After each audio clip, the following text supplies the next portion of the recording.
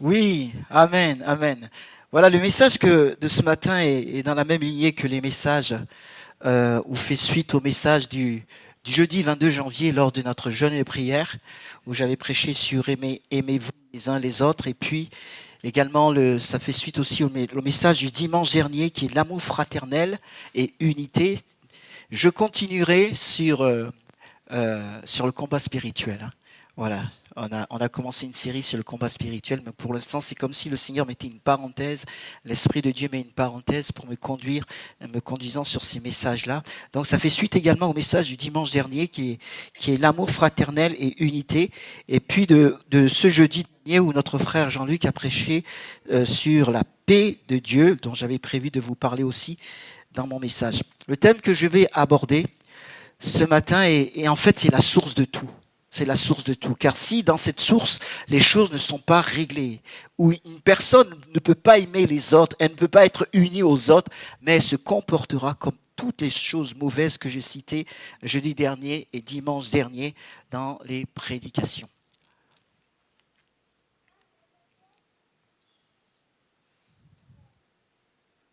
Tu lances Ruben, s'il te plaît.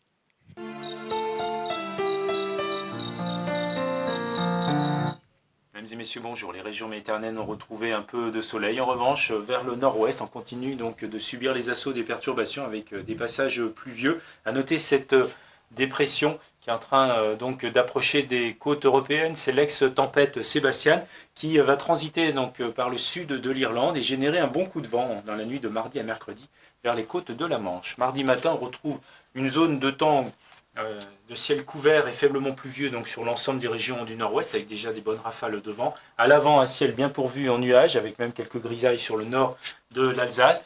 Le temps est plus clément autour de la Méditerranée avec un ciel voilé, le matin d'ailleurs comme l'après-midi. Dans l'après-midi, vous voyez, les pluies auront progressé en direction du bassin parisien et de la Champagne-Ardenne. À l'arrière, donc un ciel bien pourvu en nuages avec de fréquentes averses, parfois associées à des orages. Les températures, elles sont contrastées le matin avec un peu de fraîcheur du côté des vallées alpines, alors que près de l'océan, eh bien, la douceur règne avec 10 à 11 degrés. Dans l'après-midi, comptez un minimum de 11 degrés sur le plateau de Langres ou en direction de l'Alsace. Et puis, le maximum attendu, c'est 19 degrés au pied des Pyrénées, du côté de Tarbes ou de Pau. Pour la journée de mercredi, un temps maussade en perspective sur les 2 tiers du pays avec des averses, des passages pluvieux, des bonnes bourrasques de vent. Il fera beau en revanche entre les Pyrénées et la Provence. Jeudi, même type de temps avec toujours donc des précipitations au programme, notamment vers le nord et l'est avec une limite neige qui se situera vers 1500 mètres sur le nord des Alpes. Pour les 4 jours suivants, on continue donc avec un temps globalement assez perturbé, excepté autour de la Méditerranée, donc vendredi et samedi.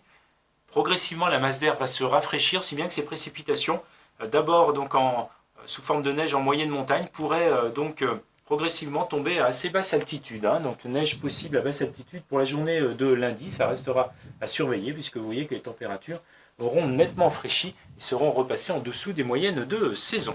L'éphéméride pour terminer, nous perdons 2 minutes de soleil. Voilà, vous savez tout. Merci de votre attention. À bientôt. Waouh! Qui aime regarder la météo ici, là? Qui aime regarder la météo? Ouais, et ouais, on aime tous pratiquement regarder la météo. Et vous savez, beaucoup de personnes, ce matin, il y en a qui disent, mais le pasteur, qu'est-ce qu'il fait là? Où est-ce qu'il va venir? Et vous savez, beaucoup de personnes, des chrétiennes ou non, eh bien, s'empressent de regarder la météo à la télévision ou sur leur smartphone ou leur tablette. Il n'y a rien de mauvais en cela. Mais ce matin, en fait, le Seigneur Jésus pourrait leur poser la question, mais quel temps fait-il dans ton cœur? Hallelujah. Ouh. Quel temps fait-il dans ton cœur? Y a-t-il du soleil? Quelle température fait-il? Est-ce qu'il fait 40 degrés? Est-ce qu'il fait je ne sais pas combien, moins 16? Mais quel temps fait-il dans ton cœur? Fait-il chaud? Fait-il beau? Fait-il froid? Y a-t-il de la pluie? Y a-t-il de la grêle? Y a-t-il de la neige? Y a-t-il du brouillard? Quel temps fait-il dans ton cœur? Nous ne pouvons rien cacher au Seigneur car il connaît ce qui est dans l'homme. Ses yeux, la Bible nous dit dans le livre de l'Apocalypse, chapitre 1, verset 14, ses yeux sont comme des flammes de feu. Ils sont de tout, ils scrutent tout. Ses yeux sont comme des lasers, en fait, en réalité, le laser spirituel. Il scrute tout et il sait tout. Et cela me ramène un peu à une histoire personnelle. Lorsque j'étais pasteur sur Albertville, On avait l'habitude avec les pasteurs de la région, c'était une grande région, Savoie et Haute-Savoie, on organisait ça entre ces deux départements-là. On avait l'habitude d'organiser bien un camp ski, un week-end ski. On louait quelque chose au Contamine Montjoie et on invitait bien sûr toutes les jeunes et je crois qu'on dépassait un peu la Savoie, la Haute-Savoie. Peut-être que je pense que on invitait aussi les deux églises d'Isère, je sais plus, Grenoble et Bourgoin-Jallieu, je sais plus. Mais c'était un grand camp où tous les jeunes, les ados venaient et chaque janvier on organisait ce camp. Vous savez, à Albertville, on est pas trop loin des pistes, à 20-25 minutes, j'allais sur les pistes de ski, etc., etc. Et donc, j'ai pris les forfaits pour les jeunes, les ados de mon assemblée. Et puis, au dernier moment, il y en a un qui n'a pas pu venir.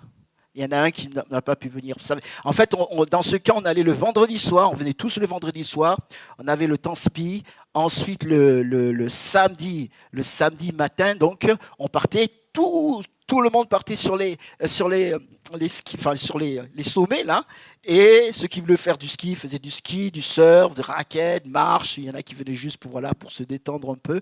Et le soir, on se retrouvait pour avoir un temps spirituel. Et le dimanche, pareil, on fait le culte et on allait sur les stations de ski. Et le soir, en fait, on se réunissait, puis chacun, voilà, on remerciait le Seigneur et chacun repartaient chez eux. Et Dieu bénissait ceux qu'on invitait, des pasteurs, soit des pasteurs entre nous ou d'autres pasteurs qu'on a invités. Et le Seigneur agissait au milieu de ces jeunes, de ces ados. Et donc, j'avais pris des forfaits, il y a un janvier où j'ai pris des forfaits pour mes jeunes, etc., des ados. Et puis, au dernier moment, il y en a un qui n'a pas pu venir. Bon. J'ai dit ok, bon, je vais l'utiliser. J'essaierai de l'utiliser avant la fin de la saison.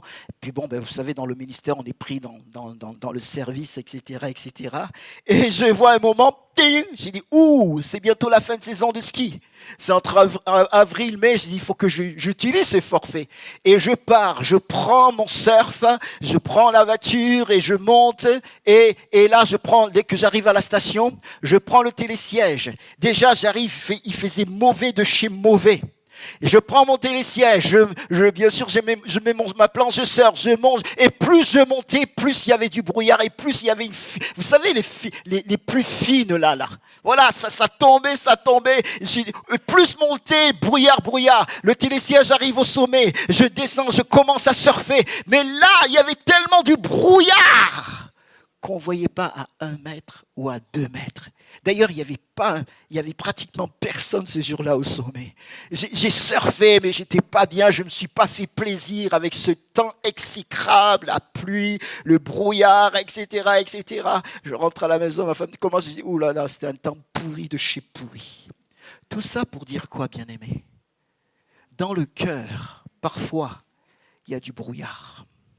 Et quand il y a du brouillard, quand il y a la confusion, quand il y a des intempéries, quand le temps est pourri, bien-aimé, on ne peut rien, mais absolument rien faire. Et peut-être que ce matin, certaines personnes ont dans leur cœur du brouillard. Pour Jésus, c'est le temps qu'il fait dans notre cœur qui compte, qui est le plus important. Le cœur est la source de tout. C'est la source de la vie. C'est-à-dire du comportement, du caractère, de la paix, de la joie, de l'amour, etc. En fait, c'est le cœur des sentiments. Il y a les différentes tempêtes. Il y a les différentes tempêtes dans la vie ou les différentes tempêtes dans le cœur. Il y a les tempêtes, j'en ai déjà un peu parlé, il y a les tempêtes épreuves de la vie chrétienne causées par nos péchés. Ça, c'est une tempête du cœur, mais c'est causé par le péché.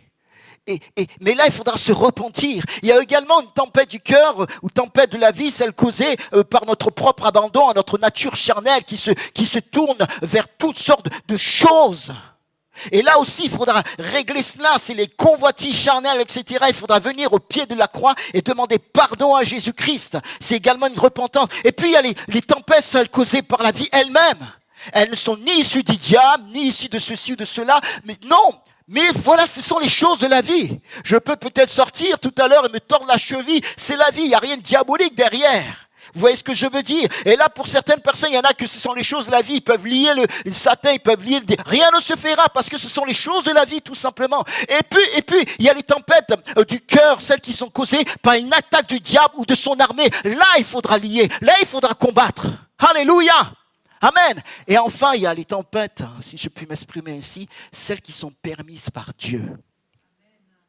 Et ça, ce ne sont pas pour nous détruire, mais pour nous amener à un autre niveau. Monte ici. Alléluia. C'est pour nous amener à un autre niveau, à un autre degré de connaissance de sa personne. Allons maintenant dans ce texte, l'Évangile selon Jean, au chapitre 14, verset 1. Jean, chapitre 14, verset 1. Vous y êtes?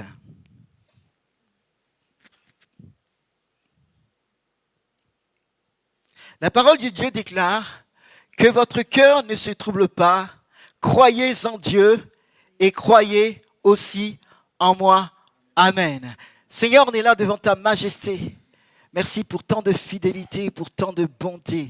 Merci Seigneur pour cette matinée. Maintenant Seigneur, nous ouvrons ta parole. Qu'elle soit réma ce matin. Qu'elle soit esprit et vie dans les cœurs, dans les consciences, dans le puissant et dans le glorieux nom de Jésus.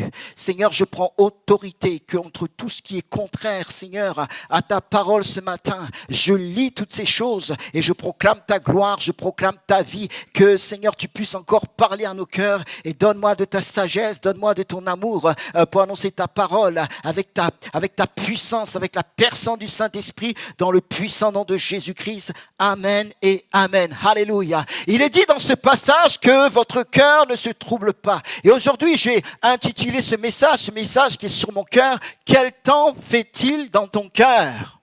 Quelle est la météo de ton cœur, bien-aimé? Amen. Y a-t-il du soleil? Fait-il chaud? Fait-il beau? Fait-il froid? Y a-t-il de la pluie? Y a-t-il de la grêle? Y a-t-il de la neige? Y a-t-il du brouillard? Quel temps fait-il dans ton cœur? Nous sommes dans ce passage où Jésus, si nous sommes juste avant l'arrestation de Jésus-Christ et il s'apprête à affronter son destin. Nous sommes maintenant, à partir de Jean chapitre 13, nous sommes maintenant à son ministère privé. C'est comme s'il fermait pour un temps le ministère public. Ils sont dans la chambre haute, la porte est fermée et maintenant il est dans son ministère privé. Il va s'occuper de ses disciples, de ceux qu'il va envoyer justement pour impacter la foule, justement pour impacter le monde. Mais il fallait qu'ils prennent ce temps. Et dans Jean chapitre 13, Jésus va leur laver le pied. Et ensuite, il va voir ce temps où du repas, de la scène, etc., etc. Et maintenant, il est avec les 11, non plus avec les 12, parce qu'à un moment, Judas va partir. Judas va partir et Jésus donne ses dernières instructions. Ici, dans ce chapitre, il exhorte ses disciples en commençant par « Que votre cœur ne se trouble pas. Croyez en Dieu, croyez aussi en moi. » Amen. Il dit que votre cœur ne se trouble pas. Cœur. Le cœur, j'ai déjà parlé du cœur, à étudier, on a fait une étude sur le cœur. Le cœur, c'est le centre du corps et je parle pas, lorsque la Bible parle du cœur, c'est le centre, c'est pas l'organe que nous avons qui nous permet d'être physiquement en vie, mais non, mais c'est le cœur spirituel. Et ce cœur spirituel, c'est le centre du corps, c'est le centre de la pensée, de l'intelligence, des émotions, de la personnalité, c'est le caractère, le centre du caractère et de l'esprit d'une personne. Ce cœur, c'est la conscience. En fait, ce cœur, c'est votre vrai moi. C'est votre vrai moi. Et lorsque nous lisons dans le livre de Proverbes, chapitre 4, verset 23, où le Seigneur dit, garde ton cœur plus que toute autre chose, car de lui viennent les sources de la vie. Alléluia.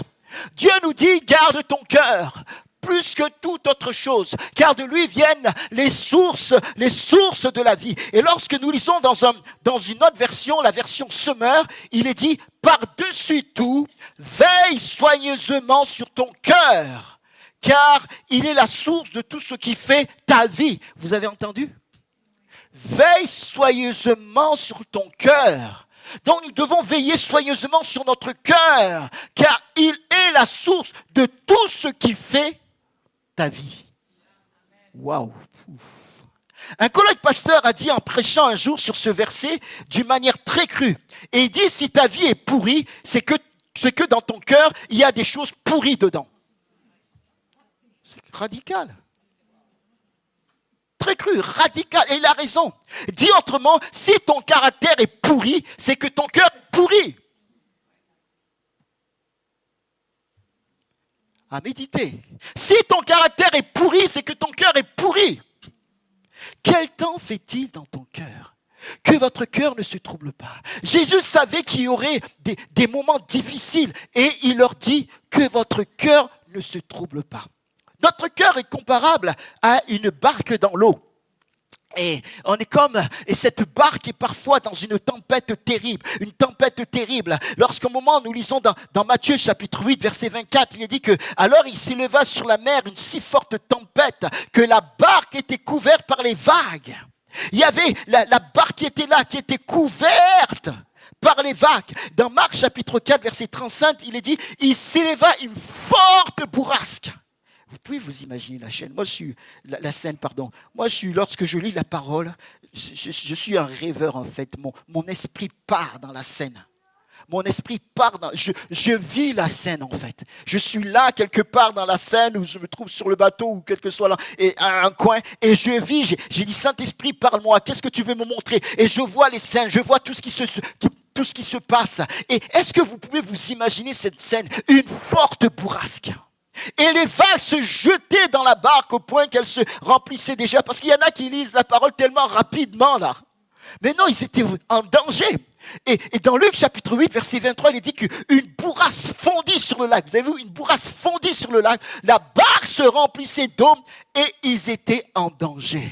Nous sommes dans ce passage où Jésus va dire à ses disciples, passons de l'autre bord. Et en allant, il va voir la tempête.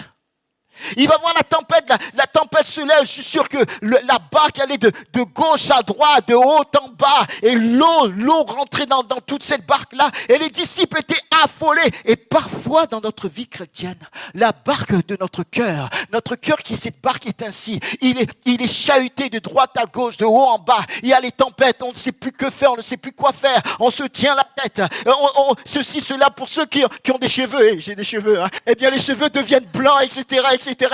Pourquoi? Parce qu'il y a des soucis, parce qu'il y a du stress.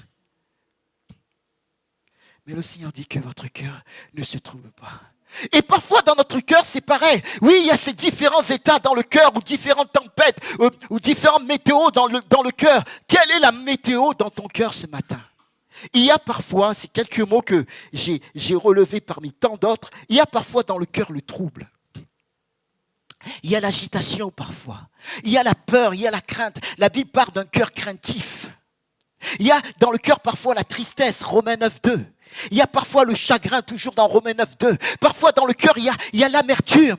Et la Bible, toute la parole de Dieu nous parle parfois de l'amertume. Il y a la rancune dans le cœur. Il y a la critique, il y a la colère, il y a le mécontentement, il y a le manque de pardon parfois dans le cœur. Il y a l'impatience dans le cœur, il y a le péché, il y a l'hypocrisie, il y a l'impureté, il y a la convoitise qui est là. Parfois dans le cœur, il y a l'orgueil. Dans le cœur, il y a l'égoïsme. Il y a l'endurcissement. Parfois dans le cœur, la Bible nous parle d'un cœur endurci. Et dans le cœur, parfois, il y a la méchanceté. La Bible nous parle d'un cœur méchant, Hébreux 3:12. Parfois dans le cœur, il y a l'incrédulité. La parole de Dieu nous parle d'un cœur incrédule, Hébreux 3:12 toujours. Dans le cœur, il y a la jalousie. Un cœur jaloux, nous dit la parole de Dieu. Il y a l'envie dans le cœur. Un cœur envieux, nous dit la parole de Dieu. Il y a la cupidité. Un cœur cupide, nous dit la parole de Dieu. Parfois dans le cœur, il y a la tiédeur, il y a le froid, il y a la fatigue, il y a la dépression, il y a l'angoisse, il y a la confusion, etc., etc. C'est la grande tempête parfois dans le cœur et la barque de nos vies est en péril. Quel temps fait-il dans ton cœur? Jésus a dit, car c'est du cœur que viennent les mauvaises pensées. Meurtre, adultère, prostitution, vol, faux témoignage, blasphème. Vous avez entendu? C'est Jésus qui parle. Il dit, car c'est du cœur que viennent, c'est du cœur que viennent les mauvaises pensées. Meurtre, adultère, prostitution, vol, faux témoignage, blasphème. Et là, on revient à notre 13 de Proverbes 4, 23, lorsque le Seigneur a inspiré cette parole à son serviteur. Par-dessus tout, veille sur toi-même. Par-dessus tout, veille soigneusement sur ton cœur, car il est la source de tout ce qui fait ta vie. Oui, le Seigneur dit, car c'est du cœur que viennent les mauvaises choses, pensées, etc. Donc, et il dit, mais c'est pour ça que tu dois veiller soigneusement sur ton cœur. Je dois veiller soigneusement sur mon cœur, car il est la source de tout ce qui fait notre vie, ta vie. Ou le Proverbe chapitre 18, versets 20 à 21, je l'ai cité, je crois le jeudi et le dimanche, c'est du fruit de sa bouche que l'homme rassasie son ventre. C'est du produit de ses lèvres qui se rassasie. La mort et la vie sont au pouvoir de la langue. Celui qui l'aime, il mangera les fruits, soit en bien, soit en mal. Et tout en relisant mon passage, ma prédication, il y a ce film Facing the Giant qui m'est venu à l'esprit, une scène bien particulière pour ceux qui ont vu Facing the Giant. Là. On l'a vu 3 fois, une fois avec les ados, puis une fois là-bas à la salle, là, que par le biais d'Odile et puis d'autres sœurs, je crois qu'on l'a eu, puis ici aussi. On l'a revu. Et pour ceux qui se rappellent, cet entraîneur-là, Grant Taylor, il va avoir une rencontre avec le Seigneur et ça a bousculé sa vie. Et il avait décidé d'entraîner son équipe selon la parole de Dieu, selon les principes de la parole de Dieu. Et à un moment, il réunit son équipe dans le vestiaire et puis ils vont sur le terrain d'entraînement. Et sur le terrain d'entraînement, l'entraîneur principal, Grant Taylor, leur dit, écoutez bien, il dit, votre attitude est comme l'arôme de votre cœur. Si votre attitude empeste, c'est que votre cœur n'est pas sincère. Il dit, votre attitude est comme l'arôme de votre cœur. Si votre attitude empeste, c'est que votre cœur n'est pas sincère. Et le leader de l'équipe, Brock, c'est-à-dire celui qui est le capitaine, dira discrètement à un de ses coéquipiers, il a envie de prêcher aujourd'hui. Il a envie de prêcher aujourd'hui. Et l'un des entraîneurs adjoints a entendu et s'est approché de son cœur pour le sentir en remuant la tête. Voulant dire que son cœur sentait mauvais. Et bien aimé, il y en a que lorsqu'ils parlent, on sent ce qui est dans leur cœur. Il y en a que lorsqu'ils parlent, on sent s'il y a de l'amour ou pas d'amour. Il y en a que dès qu'ils parlent, on sent qu'il y a l'agitation. Mais il y en a que dès qu'ils parlent, on sent qu'il y a la paix. Il y en a que dès qu'ils parlent, on sent qu'il y a l'incrédulité. Mais d'autres, quand ils parlent, on sent qu'il y a la foi. Il y en a que quand ils parlent, on sent qu'il y a l'orgueil. Mais d'autres, quand ils parlent, on sent qu'il y a l'humilité. Ça se sent. Ta parole te fait reconnaître parce que c'est du cœur. C'est ce qu'il y a de ton cœur que tu fais sortir.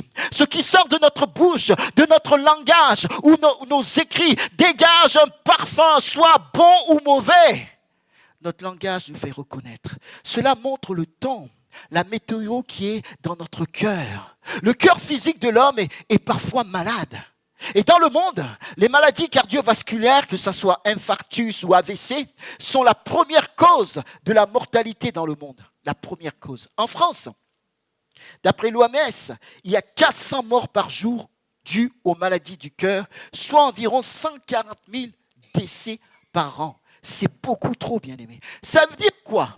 Qu'aujourd'hui, avant que minuit ne sonne, 400 personnes seront mortes. C'est une moyenne. 400 personnes seront mortes de maladies cardiovasculaires. C'est terrible.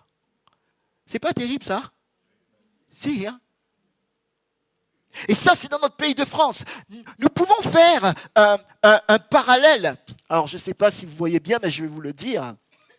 Nous pouvons faire un parallèle, mais ça aussi, lorsqu'on a étudié le cœur, je vous en ai parlé, je vous ai mis le même tableau. Nous pouvons faire un parallèle entre le cœur physique et le cœur spirituel concernant la maladie. Le cœur physique, parlons du cœur physique. Le cœur physique est plus sujet à des attaques et maladies cardiaques dans une situation d'alimentation riche en gras, dans un corps plus lourd que la normale. Et en effet, bien sûr, lorsqu'on mange beaucoup de choses grasses, problème.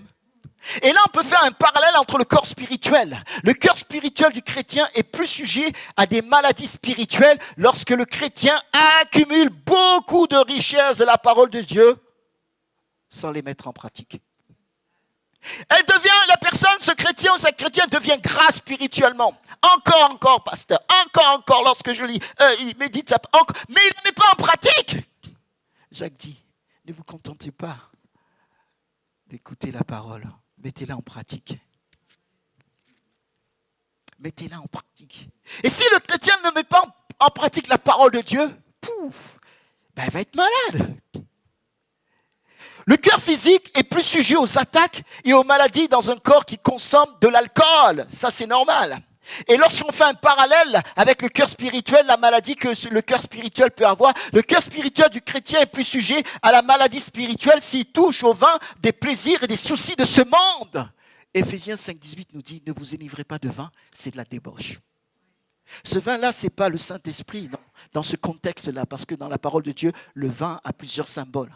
Parfois, c'est le symbole du Saint-Esprit, mais là, ce n'est pas le symbole du Saint-Esprit, c'est le symbole du péché. Ne vous enivrez pas de péché, c'est de la débauche, mais soyez remplis du Saint-Esprit. Et donc, lorsque notre cœur spirituel touche au vin des plaisirs et des soucis de ce monde, il va avoir problème. C'est la maladie. Le cœur physique est plus sujet aux attaques et aux maladies dans un corps qui fait peu d'exercice. Il faut en faire un peu, hein?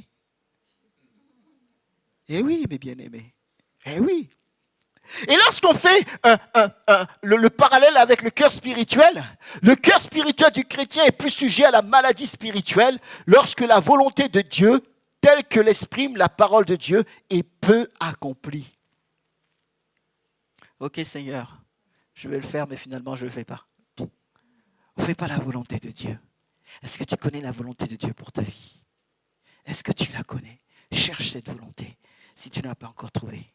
Le cœur physique sera plus sujet aux attaques et aux maladies lorsqu'il y aura plus de stress et de tensions vécues par son propriétaire. Et parfois, humainement parlant, certaines personnes vivent dans le stress, dans les tensions, etc., etc. Et parfois, c'est le burn-out.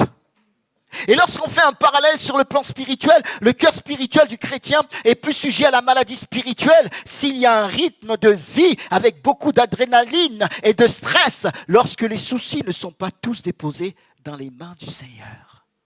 Quel temps fait-il dans ton cœur? Le fait qu'on dépose les soucis dans les mains du Seigneur, c'est notre soupape de secours. On vide notre cœur, on dépose, il y a tellement de pression, tellement de stress, tellement de choses, tellement de soucis parfois qui sont là dans le pensée, dans les cœurs.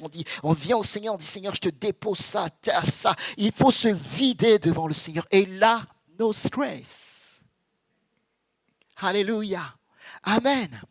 Et enfin, le cœur physique est plus sujet aux attaques et aux maladies lorsque les problèmes cardiaques génétiques sont hérités des parents à la naissance. Il y en a qui héritent des choses leurs parents à la naissance, une maladie à la naissance. Et spirituellement parlant, plus il y a des problèmes spirituels pour lesquels il n'y a pas eu de repentance à la conversion, plus le cœur spirituel du chrétien est sujet à la maladie spirituelle.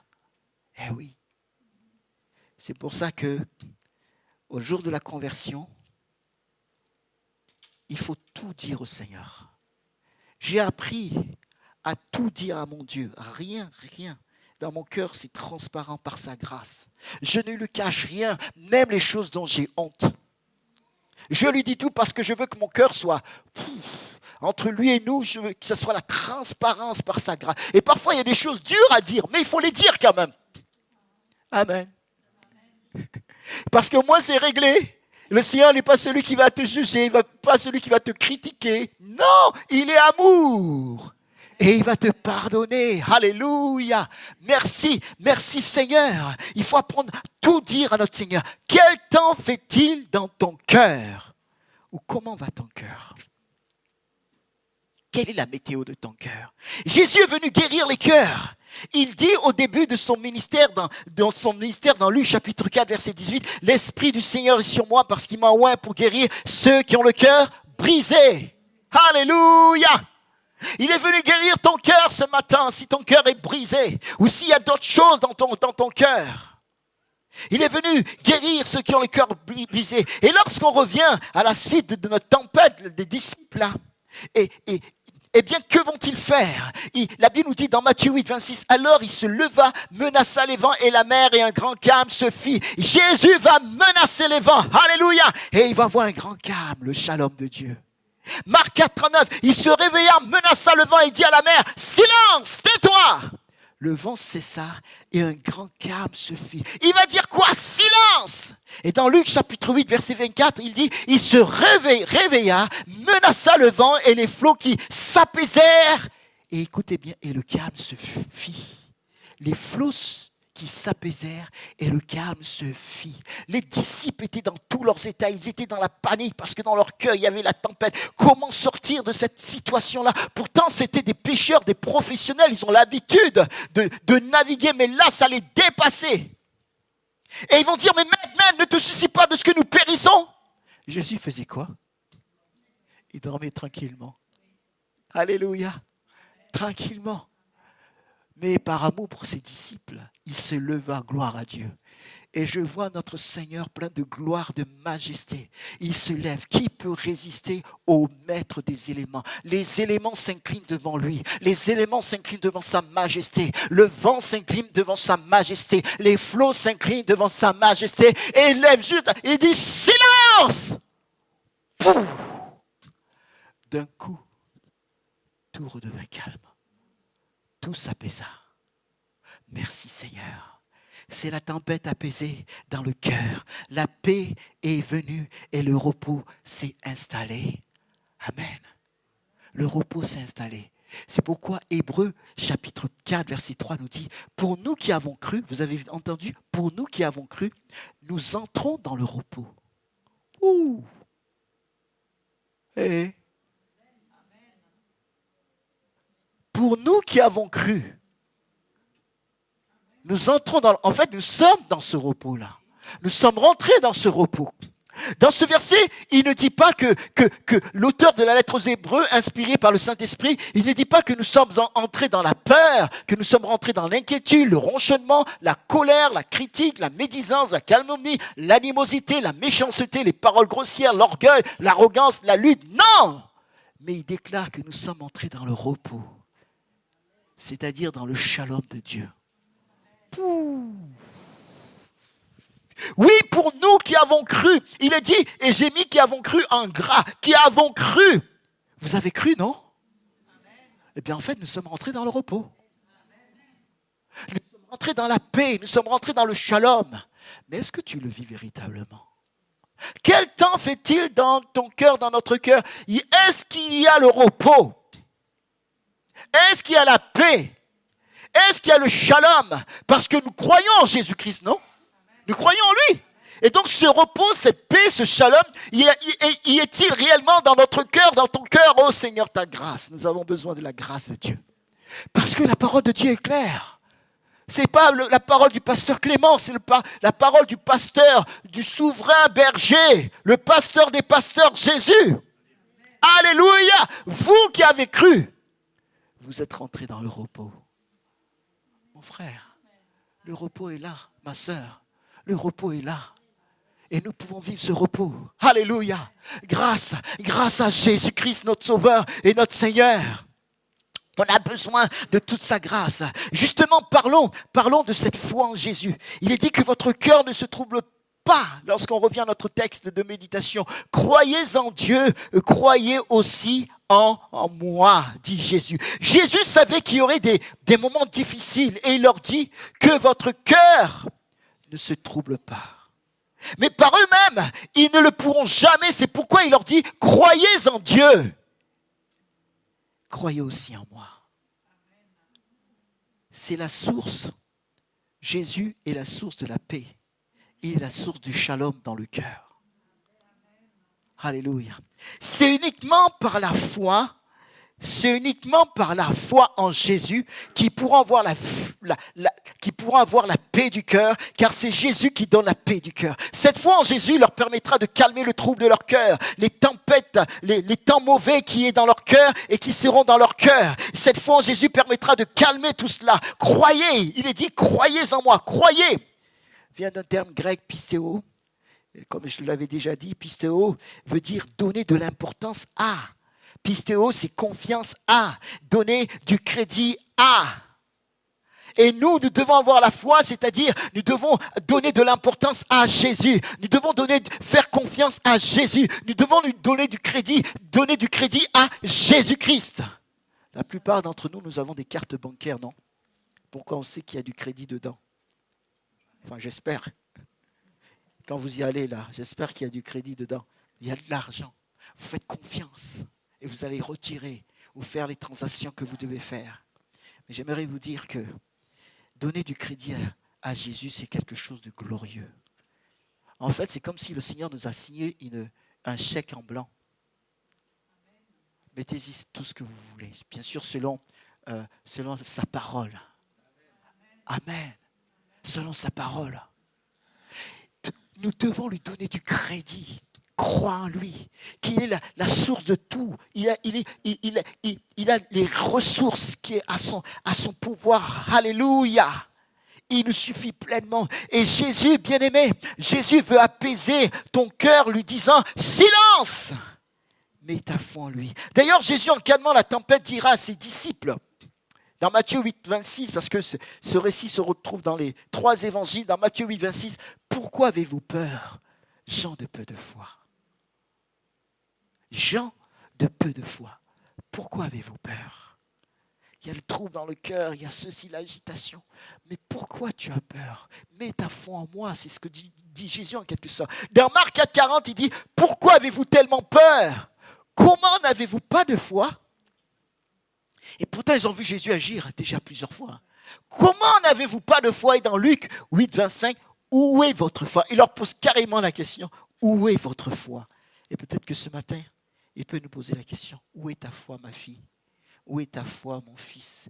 Où est ta foi? Et foi en Jésus-Christ, donne de l'importance à Jésus. Et confiance en Jésus, donne du crédit à Jésus. La foi, c'est croire que Christ est bien en réalité ce qu'il prétend être, qu'il fera ce qu'il a promis de faire, et c'est en conséquence s'attendre à ce qu'il le fasse. Alléluia.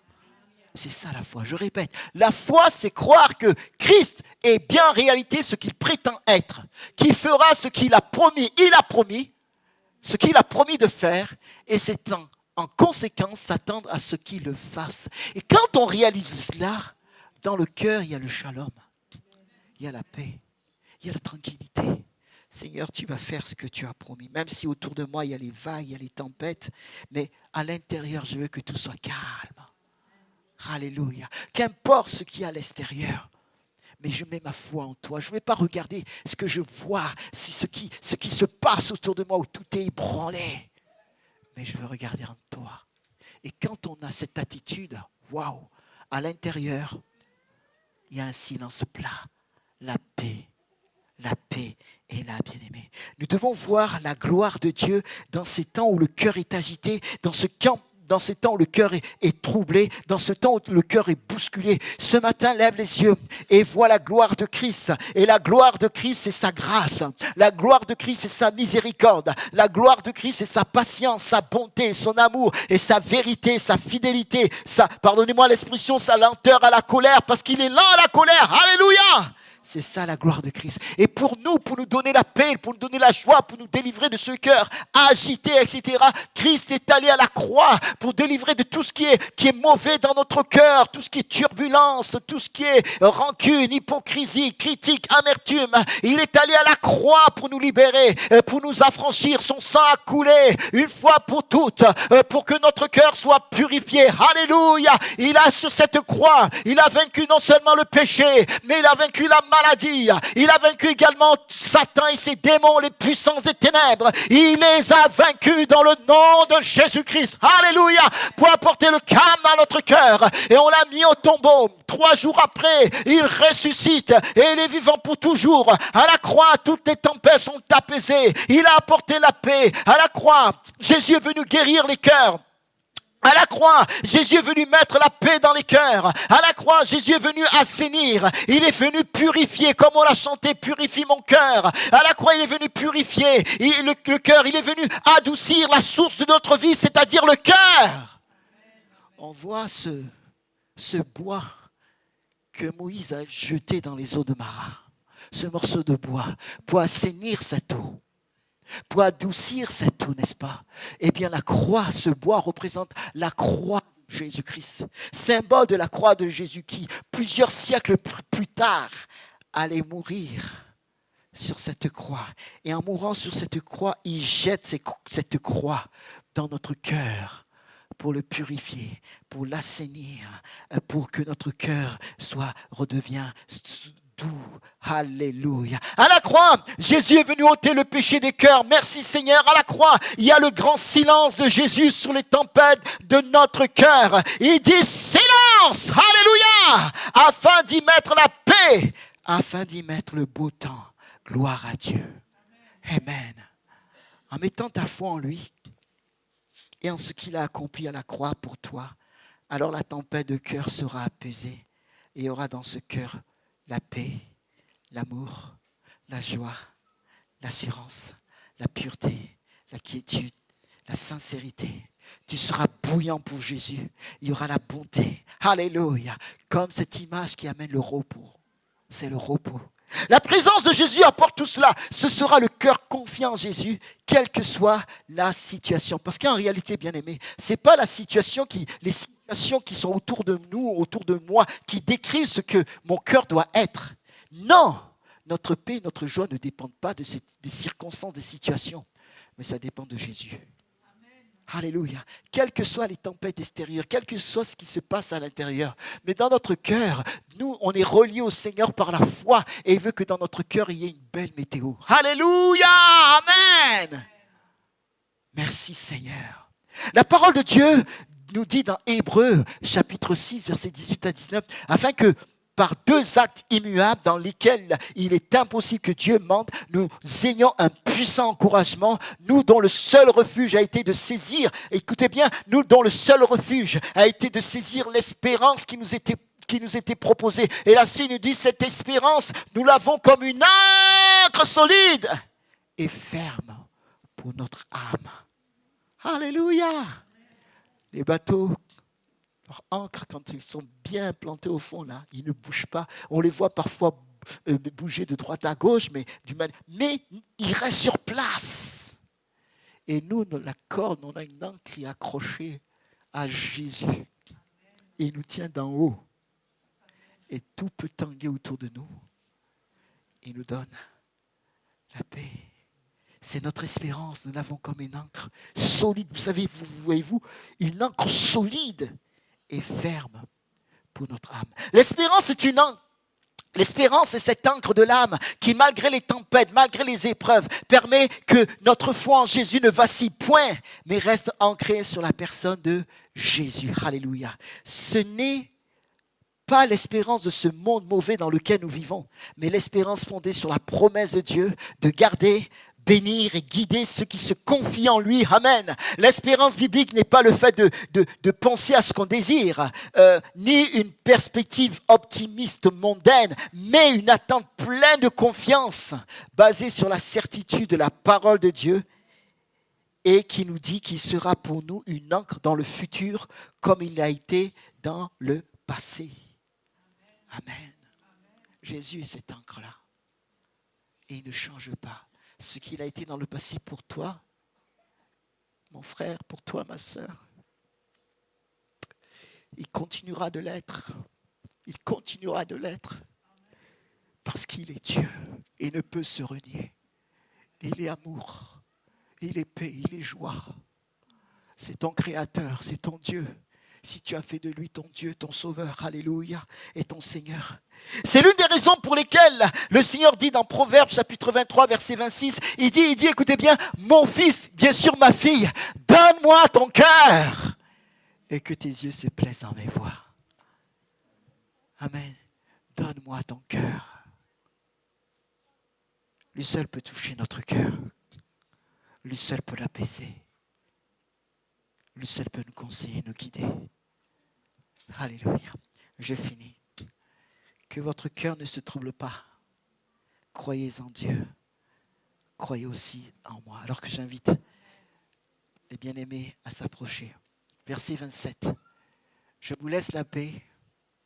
On est dans le même passage de Jean chapitre 1 où il dit, Jean chapitre 14, verset 1, il dit que votre cœur ne se trouble pas, croyez en Dieu, croyez aussi en moi. Et lorsqu'on va au verset 27, donc c'est Jean 14, je n'ai pas mis toute la référence, mais voilà, c'est Jean 14, verset 27. Je vous laisse la paix, je vous donne ma paix. Vous avez entendu? Est-ce que vous avez entendu? Il dit, je vous laisse la paix, je vous donne ma paix. Et il dit, moi, je ne vous donne pas comme le monde donne. Et il répète encore, comme il l'a répété au verset 1, que votre cœur ne se trouble pas et ne s'alarme pas. Alléluia. Il te donne la paix ce matin. Il te donne sa paix ce matin. Philippiens chapitre 4, verset 8. Au reste, frères, que tout ce qui est vrai, tout ce qui est honorable, tout ce qui est juste, tout ce qui est pur, tout ce qui est aimable, waouh, ce sont des termes forts, hein, tout ce qui mérite l'approbation, ce qui est vertueux et digne de louange, soit l'objet de vos pensées. Amen. C'est-à-dire de votre cœur. C'est ça que nous devons avoir. Amen. Quel temps fait-il aujourd'hui dans ton cœur? Quel temps fait-il? What's the weather like? Quel temps fait-il dans ton cœur? Le psaume, est-ce que il y a du soleil, de la neige, du froid? Il y en a qui savent faire des beaux bonhommes de neige. Hein? Est-ce qu'il y a la pluie? Est-ce qu'il y a le vent? En tout cas,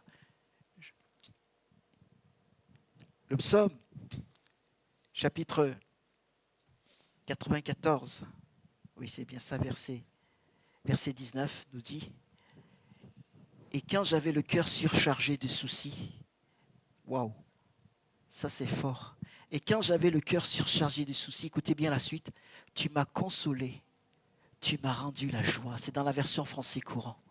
Et quand j'avais le cœur, ce verset m'a souvent soutenu dans certaines situations. Et quand j'avais le cœur surchargé de soucis, tu m'as consolé. Tu m'as rendu la joie. Amen. Alléluia, amen.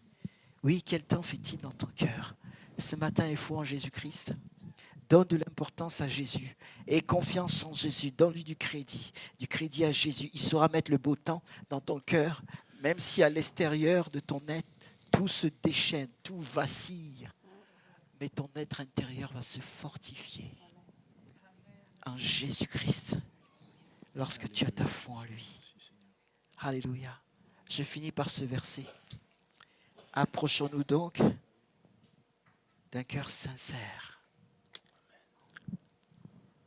Il est bien dit sincère, sans cire. Sans cire, c'est là que vient le mot sincère. Sans hypocrisie. Avec une foi pleine, on retrouve la foi. Le Seigneur n'a-t-il pas dit, croyez en moi? C'est la foi. Avec une foi pleine et entière. Pleine et entière. Le cœur purifié d'une mauvaise conscience et le corps lavé d'une eau pure. Le cœur purifié d'une mauvaise conscience. Et c'est là que lorsque notre cœur est purifié d'une mauvaise conscience, de toutes les choses que j'ai pu citer qui peuvent parfois être dans le cœur, eh bien la paix de Dieu s'installe, le shalom de Dieu s'installe. Et ce matin, nous voulons nous approcher de notre Seigneur avec un cœur sincère, avec une foi pleine et entière, le cœur purifié d'une mauvaise conscience et le corps lavé d'une eau pure. Amen. Je vais m'arrêter là, on va incliner nos cœurs. On va prendre ce chant. Ceux qui doivent partir, sentez-vous libres. Mais je vais laisser maintenant le ministère du Saint-Esprit pour qu'il conduise encore ces moments. Alléluia.